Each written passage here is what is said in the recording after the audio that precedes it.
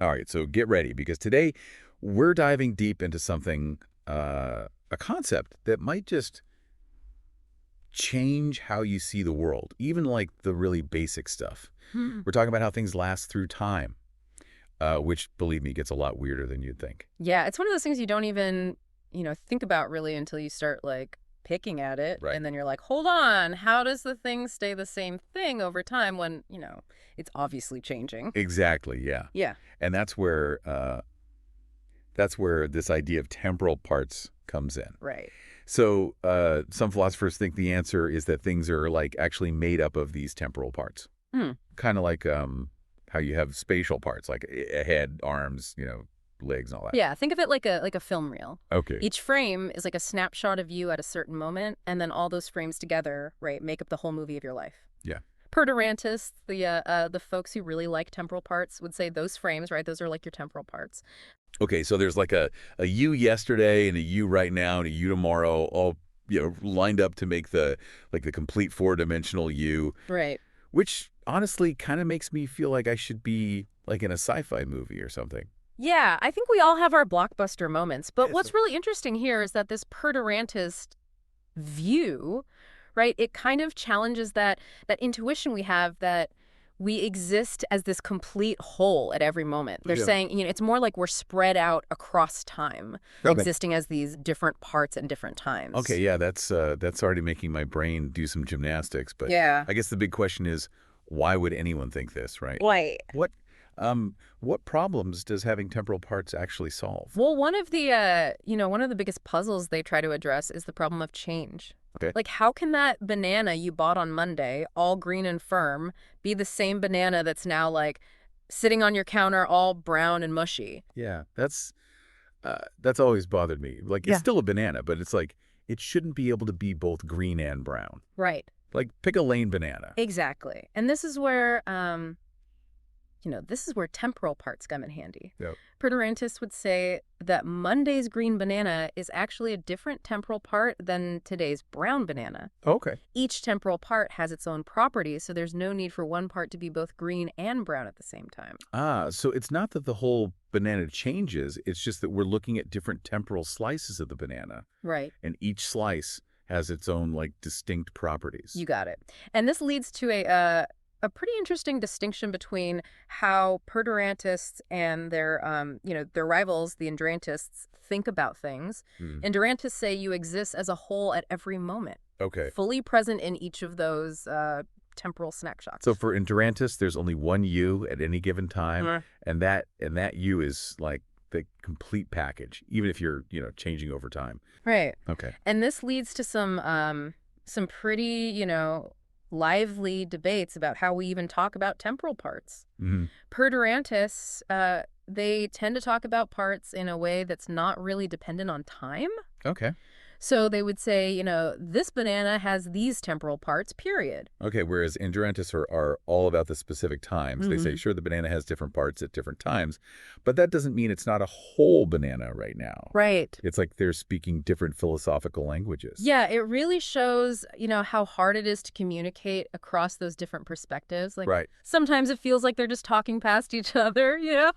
with different ideas about what it even means for something to have parts. Yeah. Okay. I'm starting to see why this whole temporal parts thing is such a philosophical hot potato. Hmm. But I have to admit, a part of me is still wondering: is this just a fancy way of saying the same thing? Like, are we just kind of getting caught up on words here? That's a fair question. Yeah, some philosophers would say that maybe there isn't a single right answer here, Hmm. and that both perdurantism and endurantism are just different ways of, describing the same reality. So it's like looking at the same mountain from different angles. You get a Uh. different view, but it's still the same mountain. Exactly. But here's where it gets really interesting. Okay.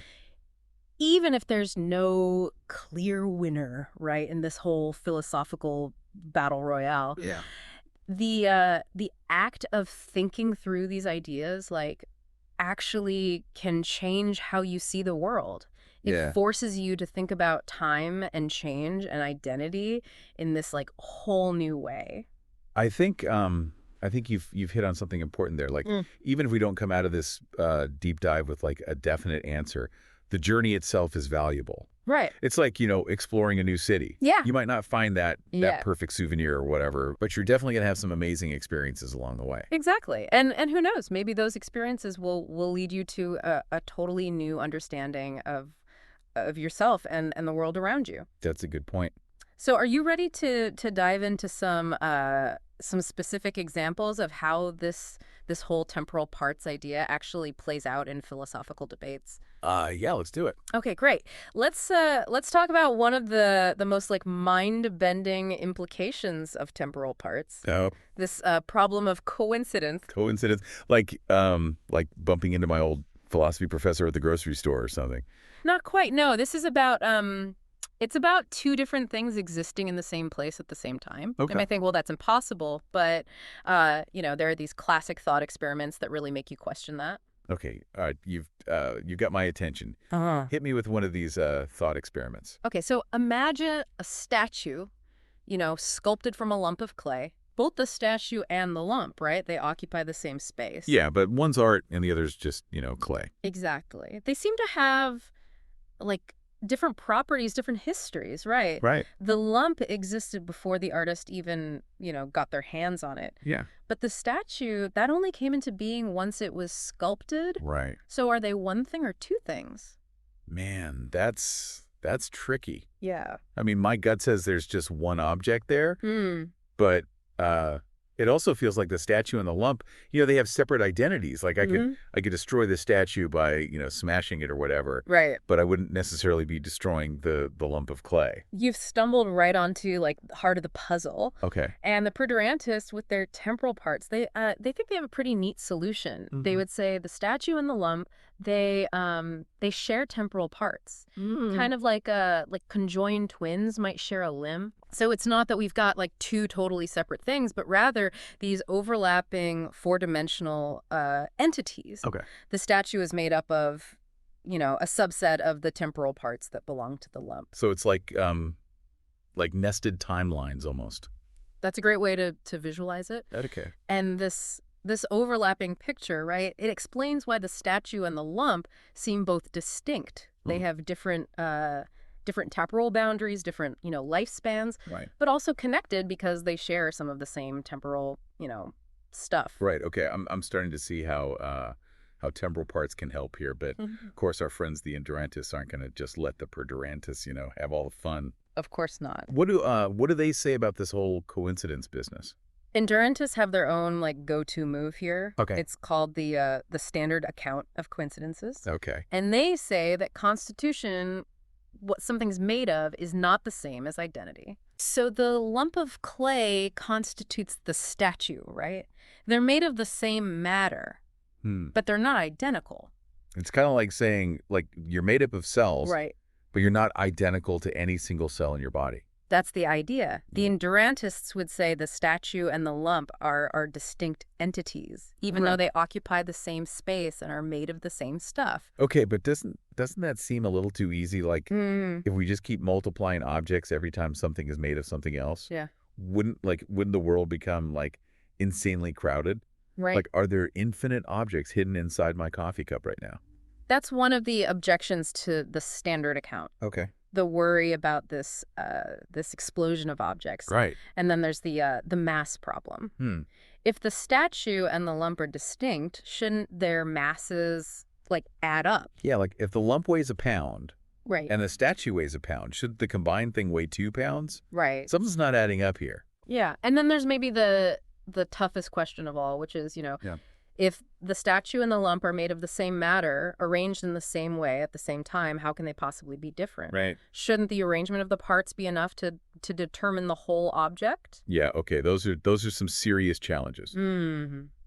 How did the Endurantists defend themselves against this onslaught of objections? Well, regarding the mass problem, they argue that we shouldn't expect the mass of coinciding objects to add up like that. It's not like your organs weigh a certain amount individually and then your total body weight is just the sum of those organ weights, Right. So it's more about like the organization of the matter, the way it's put together, that determines the properties of the whole. That's one way to think about it. Okay. And as for the how can they be different question, Endurnists say that constitution isn't like arbitrary, right? Mm, There are certain conditions that have to be met for a lump of clay to become a statue. right. And those conditions somehow, create a new entity, even though the matter itself hasn't changed. Hmm. I don't know. I'm not sure I'm totally convinced by that. Like, Yeah. it still feels kind of mysterious how those conditions can, like, magically conjure a new object out of thin air, so to speak. It's definitely one of the most debated parts of the standard account, yeah. Right. But if you're not sold on it, there are other options that endurantists can explore. Okay. Some suggest that maybe identity itself can be temporary. Wait, so the statue and the lump could, like, become identical Right. once the statue is formed, even though they weren't identical before? Right. It's a radical idea because, we usually think of identity as this fixed, unchangeable thing. Right. But some philosophers think it might be more fluid than we realize. Whoa, that really throws a wrench into things. Mhm. So even though the statue and the lump, start out distinct, they could, like, merge into one entity at some point. That's the idea. Yeah. And it could even go the other way. Hmm. Maybe objects can be destroyed more easily than we think. Hmm. So when the artist creates the statue, maybe the original lump of clay ceases to exist and we're just left with a new statue-shaped lump. Okay, my head is spinning a bit. Like, Hmm. it seems like we're getting into some really deep questions about, like, what it even means for something to exist. That's philosophy for you. Yeah. Always pushing us to question our most basic assumptions. Right. And there's one more option we should mention, though. It's a bit more extreme. Okay. Some endurentists might say, you know what? Maybe there aren't really any statues or lumps of clay at all. There are just, particles arranged in certain ways. It's like saying the word statue and lump are just, like, convenient labels we use Right. to describe these arrangements of particles, but they don't refer to actual, like, separate things. That's the gist of it. Yeah, it definitely simplifies things. Hmm. But I'm not sure it, quite captures how we actually experience the world. Like, I mean, Right. we talk about statues and lumps of clay as if they're real objects, not just, collections of particles.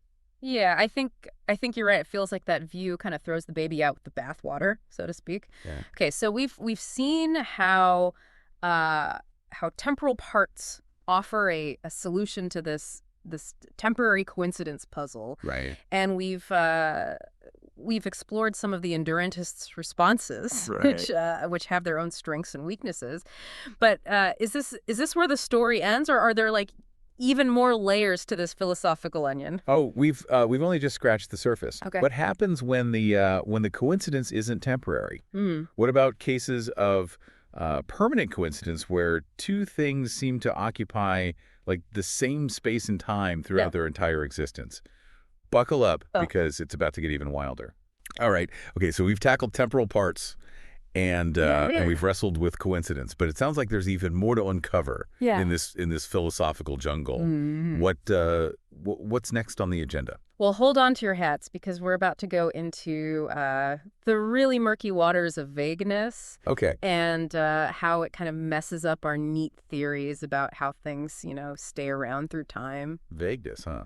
I feel like I already deal with enough of that in everyday life. Yeah, it's everywhere if you start to really notice it. Like, Yeah. when does a crumbling building stop being a building? Or Mhm. or if I, gradually swap out parts on my bicycle, at what point does it become a new bicycle? Right. These are the sorts of questions that make philosophers pour another cup of coffee.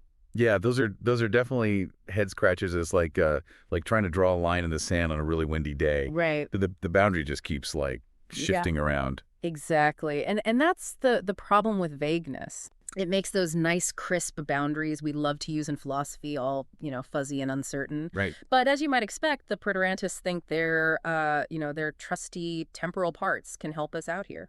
Okay, I'm intrigued. Mm. How do temporal parts help us make sense of vagueness? Well, they'd say that this indeterminacy, this uncertainty we're experiencing, it's because of a mismatch between our limited language and the precise reality of, four-dimensional objects. Okay. Remember those nested four-dimensional objects we talked about earlier? Yeah. Well, preterantists think those are, all over the place. So in the case of the crumbling building, there might be, like, a bunch of slightly different, overlapping four-dimensional objects, Right. each with a slightly different ending point in time. Exactly. And our vague word building is trying to like capture all those subtly different objects Right. with one label, which, obviously gets messy. It's like we're trying to fit a bunch of weirdly shaped puzzle pieces into like one box. So for Perdurantists, vagueness isn't a problem with the world itself. Right. It's more of a problem with how our language is trying to grasp that world. That's the idea. But of course, the Endurantists, they have their own take on all this. Right. May not try multiplying coincident objects as well. Yeah. But without temporal parts, it gets even trickier. Yeah, if you've got like two completely separate three-dimensional objects just like totally overlapping, Yeah. it really, really stretches the imagination. It definitely pushes the boundaries of our usual understanding of objects. Yeah. So some Endurantists might, they might just bite the bullet and say the world itself is vague. Like there just aren't any precise facts about when a building stops being a building. But wouldn't that mean that identity, like whether something is the same thing over time, is also vague? Right. And how can that be possible when everything is identical to itself? That's a big challenge for the world is vague camp. Yeah. Another option for Endurantists is to say that we actually speak precisely, Okay. but we just can't always know the exact boundaries of things. So it's like there's a definite point when the building stops being a building, but we just don't have the information to like pinpoint it exactly. Exactly. This view puts the vagueness in our knowledge, not in the world itself. Mm. And then, there's that radical option we mentioned before. Maybe there aren't any buildings at all, just particles arranged in a building-like way. Right. That's a pretty bold move, just like dissolving the vagueness by dissolving the objects themselves. Mhm. But I still feel like it kind of misses something important about how we interact with the world. Right.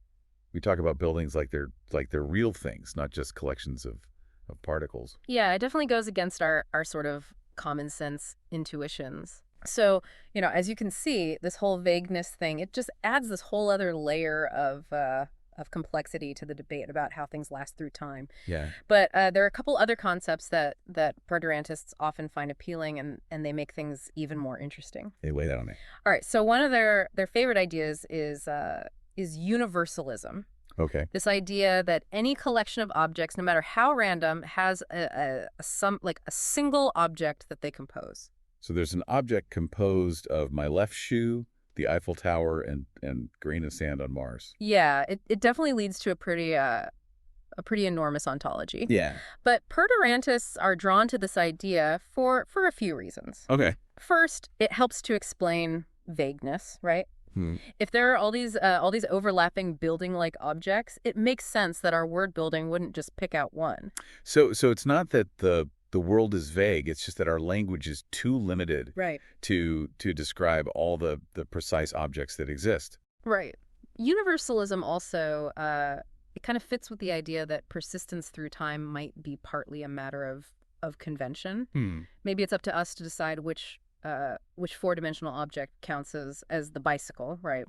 Based on what we consider to be the essential features of a bicycle. So there's like some wiggle room in how we carve up reality into objects. That's one way to think about it. Okay. And finally, universalism avoids those really tricky borderline cases where it's not clear if a sum of parts even exists. Right. With universalism, everything has a sum, no exceptions. It's definitely a clean and elegant solution, but I have a feeling there's a but coming. You know me too well. Yeah. The but is that this whole universalism idea, it leads to this really surprising argument called the argument from vagueness. Okay.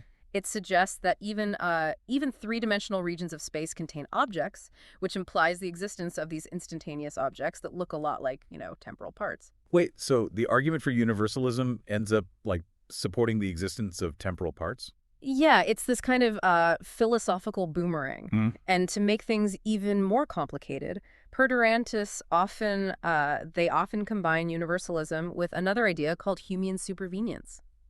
Okay, I'm all ears. What is Humean supervenience, and why do Perdurantists like it? Okay, so Humean supervenience is this idea that all the facts about the world are are determined by the intrinsic properties of things at each moment. Hmm. It's like saying that if you could freeze frame the universe at any instant, Okay. you'd have all the information you need to know, everything about the past, present, and future. That's pretty powerful idea. Mm. But how does it fit in with perdurantism? Well, it creates a bit of a challenge for perdurantists when it comes to explaining motion. Hmm. If everything is determined by the instantaneous properties of things, how do we account for, an object's movement across time? Yeah, it's like trying to understand a movie by just looking at one frame. Right. You lose all the information about the sequence of events. Exactly. So this leads to a few different possible responses. Okay. Endurantists might say, see, this is why perdurantism is wrong. It can't even handle, these basic facts about motion. But what about the perdurantists? Surely they have a comeback. They do, yeah. One option is to simply reject Humean supervenience Like, and just accept that there are some irreducible facts about the relationships between temporal parts. okay. Another option is to say that these seemingly problematic facts about motion, they're not really real facts, Mhm. but just artifacts of our limited perspective. So it's kind of a philosophical stalemate. Yeah, you could say that it really highlights those different assumptions and commitments behind these competing views. But before we wrap up our deep dive, there's one more big question we have to address. Okay. What about people? Ah, yes. The elephant in the room. Mhm. Do we have temporal parts? Yeah, it's a question that brings all this abstract talk about objects and change, down to this very personal level. Right. We care about our future selves, we feel connected to our past selves, Mhm. and we see ourselves as more than just a collection of, momentary snapshots. So can perdurantism even account for what it means to be a person? That's the million-dollar question. Mhm. Perdurantists might say it's the whole four-dimensional person acting through their parts, that makes choices Okay. and is responsible for their actions. But doesn't that kind of bring up the coincidence issue again? Mm-hmm. I mean, I seem to coincide with my body, but we don't have the same lifespan. Right. I could have been, born Okay. earlier or later, and I could outlive my body if say my consciousness was uploaded to a computer or something. Yeah, you're hitting on one of the thorniest issues and the whole philosophy of personal identity. Right. And then there's that brain-splitting thought experiment. Hmm. If my brain is, divided and transplanted into two different bodies, would that create two of me? Does Yeah. that mean there were always two people there, just coincident? Whoa, that's really pushing the limits of what I thought was even possible. And don't forget about vagueness, right? Right. Our personalities and identities, they can change gradually over time. It makes it fuzzy when I begin and end. Right. Yeah. All of this leads to a pretty fascinating and kind of unsettling possibility. Mm, The too many thinkers problem. right.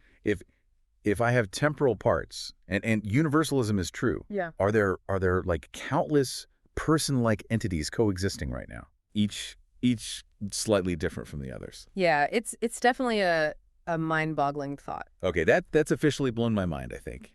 I need a minute to process all this. We've covered a lot of ground today. Yeah. From the basic idea of temporal parts to their implications for change, coincidence, vagueness, and even, the nature of personhood. It's been a wild ride through some of the deepest and most challenging questions in all of philosophy. Mm. But even if I don't have all the answers, I definitely have this new appreciation for the complexity of something as seemingly simple as persistence through time. That's the beauty of philosophy. It's Right. not always about, finding those definitive answers. Yeah. It's about expanding our understanding of ourselves and the universe. Right. And raising new questions that push us to think differently. Well said. I think I'm going to need some time to digest all this. Mm. But I'm definitely leaving this deep dive with a whole new perspective on the world. That's great to hear. And who knows, maybe I'll finally start making sense of that ever-changing banana on my kitchen counter. Until next time, keep questioning, keep exploring, and keep those philosophical fires burning. Thanks for joining us, everyone.